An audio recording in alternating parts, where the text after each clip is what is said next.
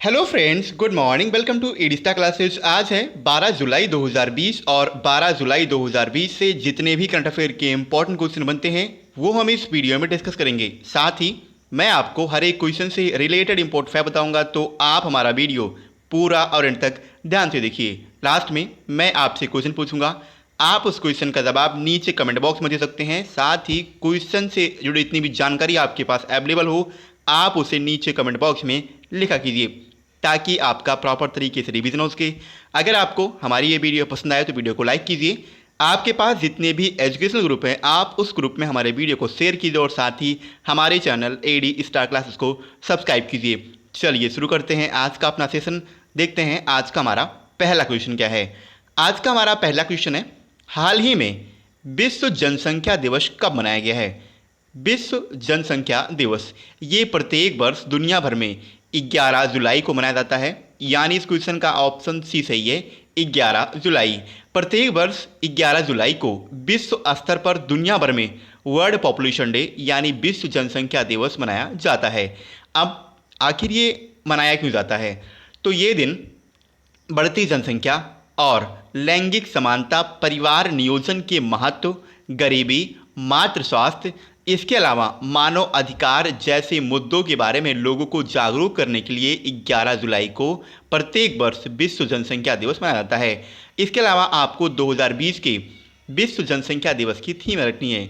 2020 के world population day की theme है पुटिंग द ब्रेक्स ऑन कोविड-19, safeguarding the health and right of women and girls. क्या है?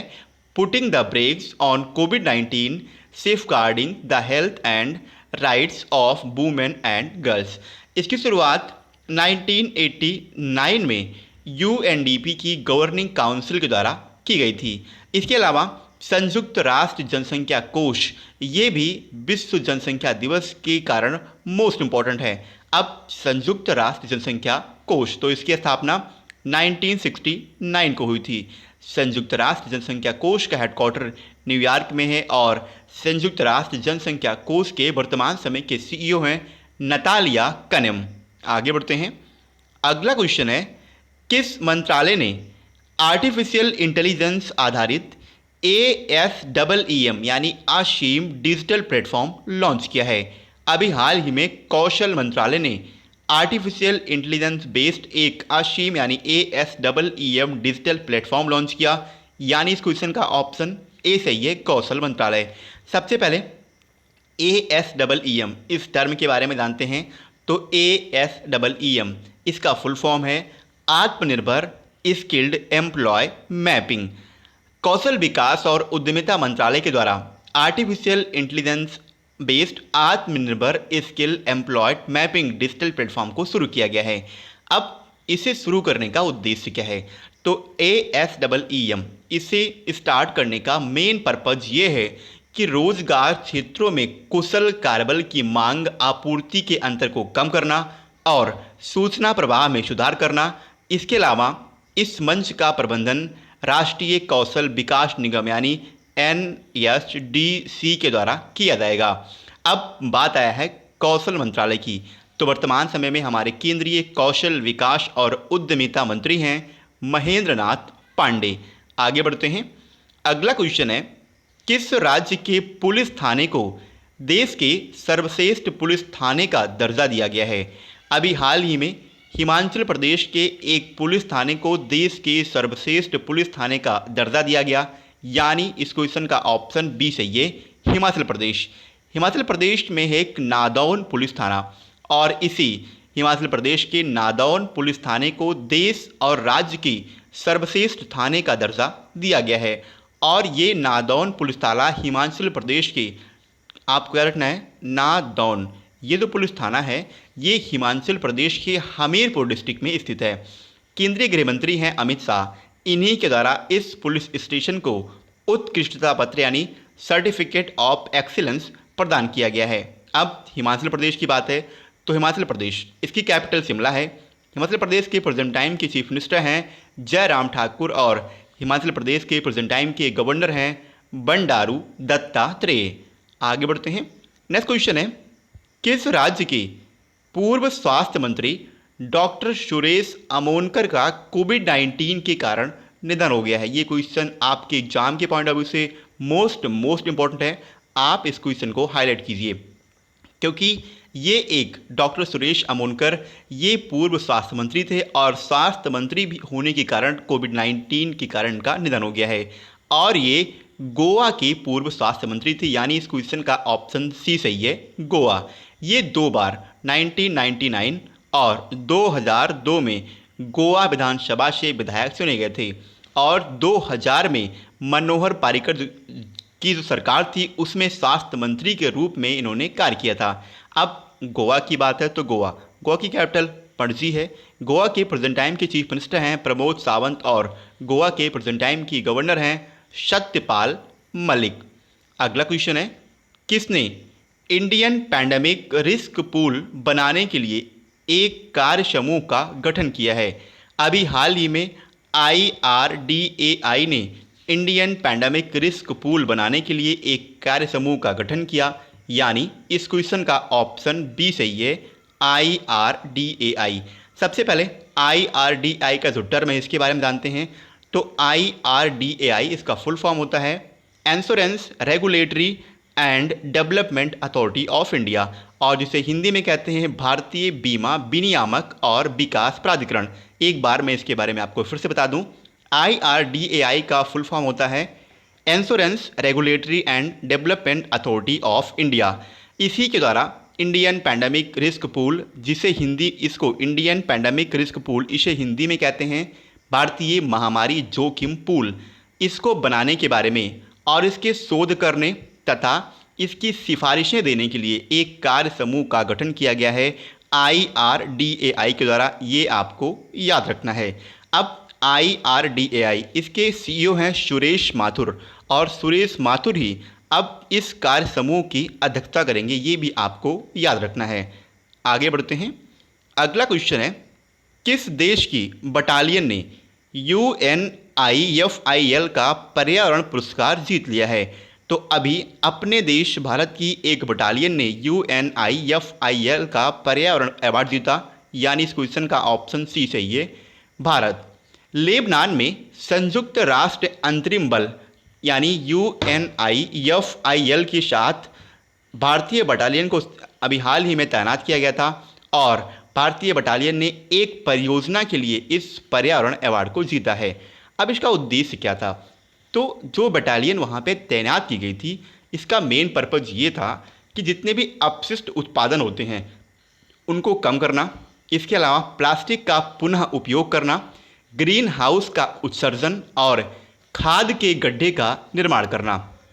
ये जो पुरस्कार है UNIFIL का पर्यावरण पुरस्कार, यह पुरस्कार व्यक्तिगत, संयुक्त राष्ट्र पोजीशन, शाखाओं, आकस्मिकताओं, वर्गों और इकाइयों को दिया जाता है। अब UNIFIL जो ये प्रोग्राम चल रहा था, ये जो परियोजना थी जिसमें कि इंडियन बटालियन को तैनात किया गया था, इसको लीड किसने किया था? ये क्वेश्चन काफ़ी इंपॉर्टेंट है।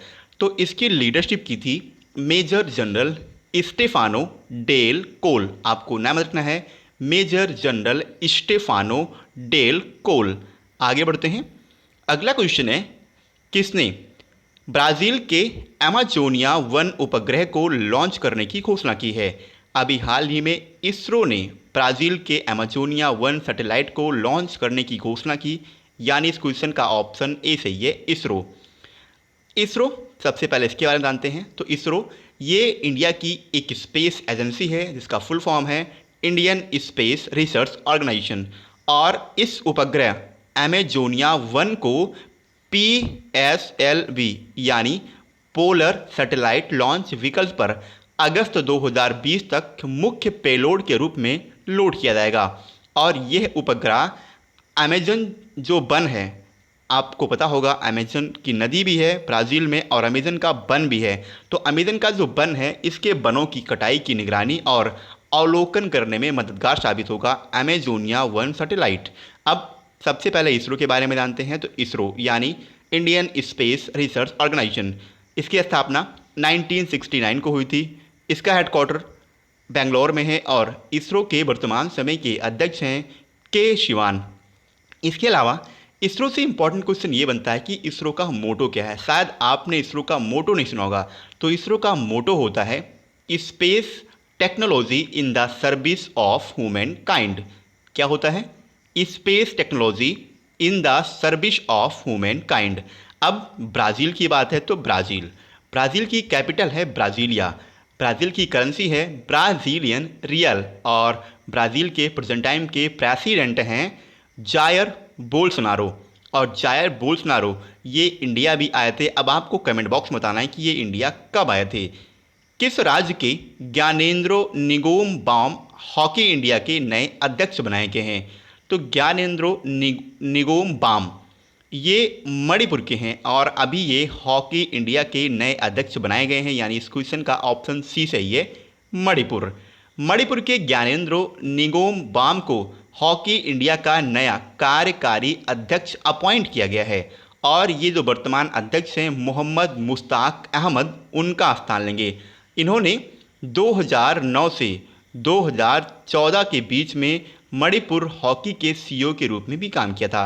अब हॉकी इंडिया की बात है तो हॉकी इंडिया इसकी स्थापना 20 मई 2009 को हुई थी और हॉकी इंडिया का हेडक्वार्टर है नई दिल्ली में। इसके अलावा हॉकी इंडिया के नए अध्यक्ष तो अब यही अपॉइंट हुए हैं, ज्ञानेंद्र निंगोमबाम। आगे बढ़ते हैं। अगला क्वेश्चन है, किसके जीवन पर आधारित पुस्तक His Holiness the 14th Dalai Lama an illustrated biography का विमोचन 2020 में किया जाएगा? तो ये एक His Holiness the 14th Dalai Lama an illustrated biography है, दलाई लामा के ऊपर बेस्ड है। यानी इस क्वेश्चन का ऑप्शन बी सही है, दलाई लामा। इस पुस्तक को रोली बुक्स द्वारा पब्लिश किया गया है और यह पुस्तक दलाई लामा के सबसे करीबी सहयोगियों में से एक माने जाने वाले और 40 से अधिक वर्षों तक सलाहकार रहे लेखक तेनजिन गेए टेथांग के द्वारा लिखी गई है। यानी His Holiness the 14th Dalai Lama and illustrated biography के लेखन करता हैं तेनजिन गेए टेथोंग। दलाई लामा इनके बारे में आपने खूब सुना होगा, तो दलाई लामा के बारे में मैं थोड़ा सा आपको बताऊंगा जो एग्जाम के पॉइंट ऑफ व्यू से इंपॉर्टेंट है। दलाई लामा ये अब हिमाचल प्रदेश के धर्मशाला में रहते हैं, लेकिन ये हैं तो तिब्बत की, ये आपका रटना है। मूल रूप से ये तिब्बत की हैं लेकिन अब ये हिमाचल प्रदेश के धर्मशाला में रहते हैं। 23 साल की उम्र में ही ये भारत चले आए थे। आपको याद रखना है, सिर्फ 23 साल की उम्र में ये तिब्बत से भागकर भारत आ गए थे और इन्हें वर्ष 1989 में शांति और अहिंसा तथा स्वतंत्रता पर उनकी शिक्षाओं के लिए प्रतिष्ठित नोबेल शांति पुरस्कार से सम्मानित किया गया था 1989 में। आगे बढ़ते हैं। अगला क्वेश्चन है, फ्लिपकार्ट ने कला, शिल्प और हथकरघा क्षेत्र को बढ़ावा देने के लिए किस राज्य सरकार के साथ समझौता किया है? फ्लिपकार्ट ने अभी हाल ही में कर्नाटक गवर्नमेंट के साथ समझौता किया। यानी इस क्वेश्चन का ऑप्शन ए सही है, कर्नाटक। अब ये समझौता क्यों हुआ है? तो कला, शिल्प और हथकरघा क्षेत्र को बढ़ावा देने के लिए। यानी फ्लिपकार्ट ने कर्नाटक के कला, शिल्प और हथकरघा क्षेत्र को बढ़ावा देने के लिए कर्नाटक गवर्नमेंट के सूक्ष्म, लघु और मध्यम उद्यम यानी MSME और जो यहाँ का खनन विभाग है स्टेट गवर्नमेंट का, यानी कर्नाटक की स्टेट गवर्नमेंट का जो खनन विभाग है उसके साथ एक MOU पर साइन किया है। मैंने आपको MOU के बारे में पहले बताया था। MOU यानी मेमोरेंडम ऑफ अंडरस्टैंडिंग और MOA का मतलब होता है मेमोरेंडम ऑफ एसोसिएशन। अब MOU और MOA में जो बेसिक डिफरेंस है उसके बारे में आप जान सकते हैं। तो MOU जब किसी भी रूल्स पर या किसी भी प्रोटोकॉल पर या फिर जब किसी भी योजना पर इनिशियल लेवल पर साइन होती है तो वहाँ पे MOU साइन किया जाता है, लेकिन जब बात फाइनल हो जाती है तो फाइनल स्टेज पे MOA यानी मेमोरेंडम ऑफ एसोसिएशन को साइन किया जाता है। अब बात आई है कर्नाटक गवर्नमेंट की। तो कर्नाटक गवर्नमेंट, इसकी जो कैपिटल है वो बेंगलोर है। इसके वर्तमान समय के मुख्यमंत्री हैं BS येदियुरप्पा और कर्नाटक गवर्नमेंट के वर्तमान समय के गवर्नर हैं वजुभाई वाला। इसके अलावा फ्लिपकार्ट की बात आई थी तो फ्लिपकार्ट इसकी स्थापना 2007 में की गई थी। फ्लिपकार्ट का हेडक्वार्टर बेंगलोर में है और फ्लिपकार्ट के वर्तमान समय के CEO हैं कल्याण कृष्णमूर्ति और फ्लिपकार्ट के वर्तमान समय के COO। इससे पहले मैंने आपको बताया CEO और ये हैं COO। अब CEO और CEO में क्या डिफरेंस होता है? तो CEO यानी चीफ एग्जीक्यूटिव ऑफिसर, जबकि COO का मतलब होता है चीफ ऑपरेटिंग ऑफिसर। और फ्लिपकार्ट के वर्तमान समय के CEO हैं कल्याण कृष्णमूर्ति, जबकि फ्लिपकार्ट के वर्तमान समय के COO हैं श्रीराम वेंकट रमन। इसके अलावा फ्लिपकार्ट ने कर्नाटक गवर्नमेंट के साथ जो ये समझौता किया है कर्नाटक गवर्नमेंट के MSME डिपार्ट के साथ, इसका मेन उद्देश्य ये है कि कर्नाटक के जो स्थानीय व्यापारी हैं और जो कर्नाटक का स्थानीय व्यापार है उसको बढ़ाने के लिए बाजार में पहुंच प्रदान करना, ये इसका मेन पर्पज़ है। आगे बढ़ते हैं। लास्ट मैंने आपसे क्वेश्चन किया था, किस देश ने WHO से आधिकारिक रूप से अलग होने की घोषणा कर दी है? इस क्वेश्चन का ऑप्शन C सही था, अमेरिका। और लगभग सभी स्टूडेंट ने इसका सही आंसर दिया। मैं आपसे एक बार फिर कहूँगा, आपको क्वेश्चन के बारे में जितनी भी जानकारी पता है आप उसे नीचे कमेंट बॉक्स में लिखा कीजिए। चलिए आगे बढ़ते हैं और आज का अपना क्वेश्चन देखते हैं।